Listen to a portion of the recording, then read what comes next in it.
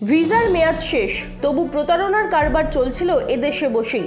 হুগলি গ্রামীণ পুলিশের জালে নাইজেরিয়ার নাগরিক 25 লক্ষ টাকা প্রতারণার অভিযোগে দিল্লি থেকে গ্রেফতার করা হয় তাকে।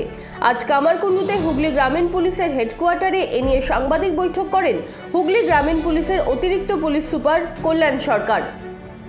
পুলিশ সূত্রে জানা গেছে, গত 24শে আগস্ট ধনেখালি থানায় একটি অভিযোগ দায়ের করেন মৌসুমী সাহা। তিনি ধনেখালি স্টেট ব্যাংকের কর্মী। অভিযোগে ওই ব্যাংক কর্মী জানান, সমাজ মাধ্যমে এক ব্যক্তির সঙ্গে পরিচয় হয়, যে নিজেকে নেদারল্যান্ডসের আমস্টারডামের বাসিন্দা বলে পরিচয় দেয়। পেশাগতভাবে তিনি একজন চিকিৎসক। এরপর আলাপ গভীর হয়। মহিলা ব্যাংক কর্মীর জন্য একটি গিফট পাঠান তিনি। দিল্লি এয়ারপোর্টে সেই গিফট আটকে আছে বলা হয়। টাকা দিয়ে সেই গিফট ছাড়াতে গিয়ে ধাপে ধাপে নেট ব্যাংকিংয়ের মাধ্যমে 25,46,000 টাকা দিয়ে দেন ব্যাংক কর্মী। 6টি পৃথক ব্যাংক অ্যাকাউন্টে সেই টাকা ট্রান্সফার করেন মহিলা। সেই অ্যাকাউন্টগুলো থেকে আরও অন্য অ্যাকাউন্টে সরিয়ে ফেলা হয় টাকা। কল্যাণ সরকার বলেন, হুগলি গ্রামীণ পুলিশের সাইবার থানা এই অভিযোগে তদন্তে নামে এবং দেখা যায় 9টি অ্যাকাউন্টের মধ্যে একটি অ্যাক্সিস ব্যাংকের অ্যাকাউন্ট রয়েছে, যেখানে জিমেল আইডি দেওয়া রয়েছে। সেখান থেকে ফোন নাম্বার পাওয়া যায়। সেই সূত্র ধরে দিল্লির গৌতম বুদ্ধ নগর থানার এলাকা থেকে অভিযুক্তকে গ্রেফতার করা হয়। অভিযুক্ত নাইজেরিয়ান বাসিন্দা, তার নাম ইজিকেন এনোগি ওঘেনা। ধৃতের কাছ থেকে কয়েকটি মোবাইল ফোন, ল্যাপটপ ও পাসপোর্ট পাওয়া গেছে। পাসপোর্টের ভিসার মেয়াদ শেষ হয়ে গেছে। বিজনেস ভিসা নিয়ে ওই নাইজেরিয়ান ভারতে এসেছিলেন আর এখানে এসে প্রতারণার ফাঁদ পেতে মানুষকে প্রতারিত করছিলেন। গত 24/8/2024 মৌসুমী সাহা নামে কমপ্লেনেন্ট, যিনি ধনিয়াখালীর SBI ব্রাঞ্চে কর্মরত, তিনি আমাদেরকে একটা কমপ্লেন করেন, যেখানে উনি জানান যে ইন্টারনেটে ওনার সাথে একজনের পরিচয় হয়, যিনি নিজেকে নেদারল্যান্ডসের আমস্টারডামের একজন সার্জন বলে পরিচয় দেন। তার সাথে তার বেশ কয়েকদিন ধরে কথাবার্তা হয়, যাতে কিছু ইনফরমেশন উনি শেয়ার করেন। পরবর্তীতে ওনাকে জানানো হয় যে ওনাকে গিফট পাঠানো হয়েছে, যেটা দিল্লি এয়ারপোর্টে প্রসিডিওরাল রাউন্ডে আটকে গেছে। উনি সেটাকে পাওয়ার জন্য নেট ব্যাংকিংয়ের মাধ্যমে প্রায় 25,46,000 টাকা ট্রান্সফার করেন। কত? 25,46,000। কেসের ইনভেস্টিগেশন করতে গিয়ে আমরা দেখতে পাই যে উনি নেট ব্যাংকিংয়ের থ্রু প্রাইমারিলি 6খানা অ্যাকাউন্টে, 6টা ভিন্ন ভিন্ন অ্যাকাউন্টে এই টাকাটা ট্রান্সফার করেছেন। এই 6টা অ্যাকাউন্টকে ধরে আমরা অ্যানালিসিস স্টার্ট করি। তার মধ্যে থেকে অ্যাক্সিস ব্যাংকের একটা অ্যাকাউন্ট পাওয়া যায়, যেটার যখন আমরা ওর ট্রানজ্যাকশন ট্রেলটা ধরি, তখন আমরা একটা জিমেল অ্যাকাউন্ট পাই। সেই জিমেল অ্যাকাউন্টের IP লগ এবং ওর অ্যাসোসিয়েটেড যে ফোন নাম্বার আছে, সেটা অ্যানালিসিস করে মিউল অ্যাকাউন্ট হোল্ডার যিনি আছেন তাকে আমরা আইডেন্টিফাই করি এবং তাকে দিল্লির গৌতমনগর পুলিশ স্টেশনের অধীনে একটা জায়গা থেকে আমরা তাকে অ্যারেস্ট করি। তার কাছ থেকে আমরা তার ক্রাইমে ব্যবহার করা বেশ কিছু আর্টিকেল সিজ করি, যেগুলো নিয়ে আমরা আরও ইনভেস্টিগেশন করব। বেসিক্যালি ইনিশিয়ালি আমরা এটাকে এর ফরেনসিক্সের জন্য পাঠাবো। অভিযুক্তের পরিচয়? অভিযুক্ত একজন নাইজেরিয়ান ন্যাশনাল, যিনি এখনও অবধি আমরা যেটা ইন্টারোগেশনে জানতে পেরেছি যে উনি 2013 সালে এখানে আসেন। পরবর্তীকালে ওনার যে পাসপোর্ট আছে সেটাও ল্যাপস করে যায়। কাজেই সেই বিষয়েও যে লিগ্যাল অ্যাকশন আছে সেটা আমরা প্রসেসটা স্টার্ট করব, মানে অ্যাডিং সেকশনের প্রেয়ার আমরা দেব। আর ওনার নাম যেটা আছে তার প্রপার প্রোনাউন্সিয়েশন আমি ঠিক বলতে পারছি না, বাট আমরা যেটা গুগলেও সার্চ করে ওনার প্রোনাউন্সিয়েশন পেয়েছি সেটা হচ্ছে উজিকেল অ্যানোগি ওঘেনা। অ্যানোগি ওঘেনা। উনি বেনিন সিটি নাইজেরিয়ার মানে বাসিন্দা বলে এখনও অবধি পাওয়া গেছে। পরে আমরা যদি ইনভেস্টিগেশনে আরও কিছু ডিটেলস পাই আমরা ডেফিনেটলি। আমাদের কিছু মোবাইল ফোন, ল্যাপটপ, অ্যাকিউজডের পাসপোর্ট, এগুলো আমরা পেয়েছি আর কি। ভ্যালিড পাসপোর্ট না, ও তো ল্যাপস হয়ে গেছে। ল্যাপস হয়ে গেছে। বলছি স্যার, নাইজেরিয়ান কোনো ওনার দেশের আর কোনো ব্যক্তির সঙ্গে এই সম্পর্কে লিঙ্ক আছে?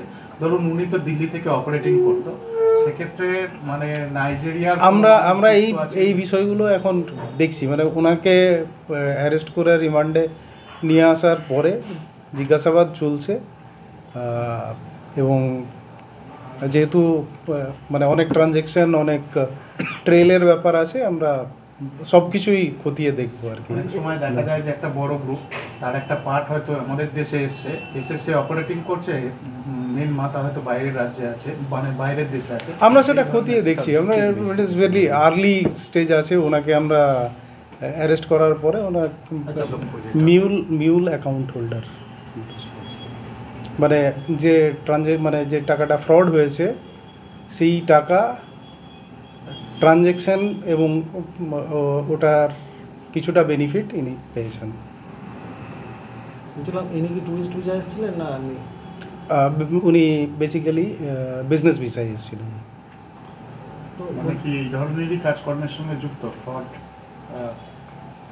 আমরা এই কেসে তো ওনার ইনভলভমেন্ট পাচ্ছি, আরও কিছু আছে কি না সেটা মানে গ্র্যাজুয়ালি আমরা পাবো। টাকাটা কি এনার অ্যাকাউন্টে ঢুকেছে না অন্য কারোর অ্যাকাউন্টে ঢুকেছে? আমি মিউল অ্যাকাউন্ট হোল্ডার বলছি তো। কোথা থেকে গ্রেফতার করা? মানে দিল্লি গৌতম নগর, আমি বলেছি। উনি কি ওখান থেকে এই কাজগুলো করতেন নাকি? সাইবার ক্রাইমের বিষয়টা উনি করতেন, যে সাইবারের ব্যাংকের ফ্রডের বিষয়টা। ব্যাপারটা এরকম আছে না, যে ইনিশিয়ালি যে 6টা অ্যাকাউন্টে গেছে তার একটা অ্যাকাউন্ট যেটা আছে, অবভিয়াসলি একটা মিউল অ্যাকাউন্টই আছে, তার যে ট্রানজ্যাকশন ট্রেল আছে সেটার পার্ট এবং বেনিফিশিয়ারি এই দুটোই আমি মানে এই অ্যাকিউজড যিনি আছেন। বিপুল পরিমাণ যে টাকার অঙ্ক বলছেন, এটা কি উদ্ধার করা সম্ভব হয়েছে বা আরও জানা গেছে কোথায় আরও গেছে? বা এগুলো এখন তো ইনভেস্টিগেশন চলছে। বলছি স্যার, এমন কি গিফটের অফার দিল যে একজন 25 লাখ টাকা মানে ট্রান্সফার করলো একজন? এটার কিছু জানা গেছে? 25 লাখ টাকা তো নটে, মানে কোনো ছোট অ্যামাউন্ট নয়। আমরা সাধারণত 2000, 5000 বা 10,000 এরকম ট্রানজ্যাকশন করি।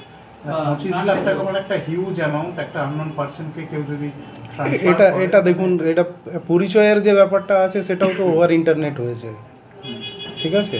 এখন উনি এতটা টাকা কেন দিয়েছেন সেটার এক্সপ্লেনেশন মানে সেটা আমরা ডেফিনেটলি আরও ওনাকে জিজ্ঞাসাবাদ করে। তার থেকেও কোনো দামি গিফটের ব্যাপার ছিল নাকি প্রলোভনটা? এই বিষয়টা নিয়ে আমরা খুব বেশি ইয়ে করিনি, কারণ উনি অলরেডি প্রতারিত।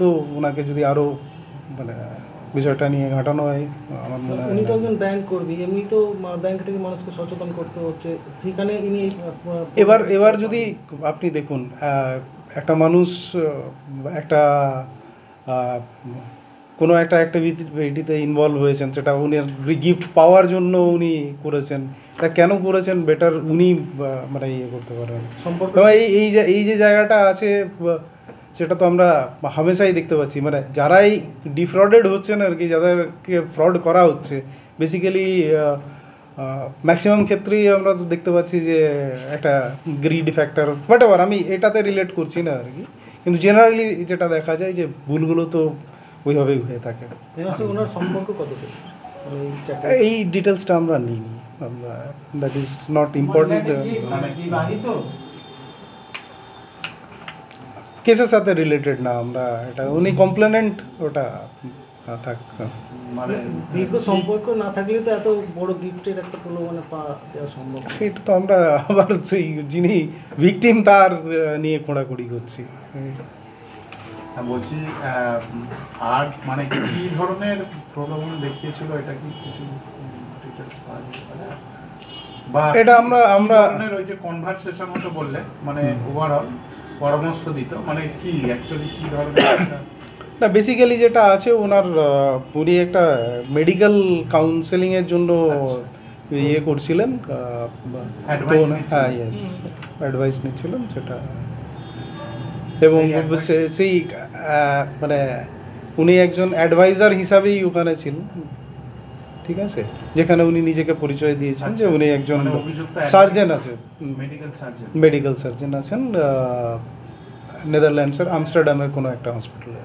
আচ্ছা, দিয়ে মেডিকেল সাপোর্ট দিতেন লোকে মেন্টালি বা এখন মানে এটা ইনভেস্টিগেশনে অতটা আমরা ইয়ে করিনি। ডেফিনেটলি যদি পরবর্তীকালে আমাদেরকে মনে হয় যে এটাতে ইনভেস্টিগেশনের কোনো ইয়ে আছে, আমরা আরও ডিটেলসে। গত 6 তারিখে তাকে দিল্লি থেকে গ্রেফতার করে ট্রানজিট রিমান্ডে নিয়ে আসা হয়। 8 তারিখ চুঁচুড়া আদালতে পেশ করে 7 দিনের পুলিশি রিমান্ড নেয় হুগলি গ্রামীণ পুলিশ। অভিযুক্তের অবস্থান নিশ্চিত হতেই হুগলি গ্রামীণের একটি পুলিশের দল দিল্লিতে রওনা দিয়েছিল, আর তাতেই সাফল্য আসে। কল্যাণবাবু জানান, ভিসার মেয়াদ শেষ হয়ে যাওয়ার পরেও তিনি কেন এদেশে ছিলেন তা নিয়েও তদন্ত হবে ফরেনার্স অ্যাক্টে। অন্য আর কোনো প্রতারণার অভিযোগ আছে কিনা তাও খতিয়ে দেখা হবে। বাজেয়াপ্ত সামগ্রী ফরেনসিক পরীক্ষা করা হবে। Bureau report, DNN Bangla.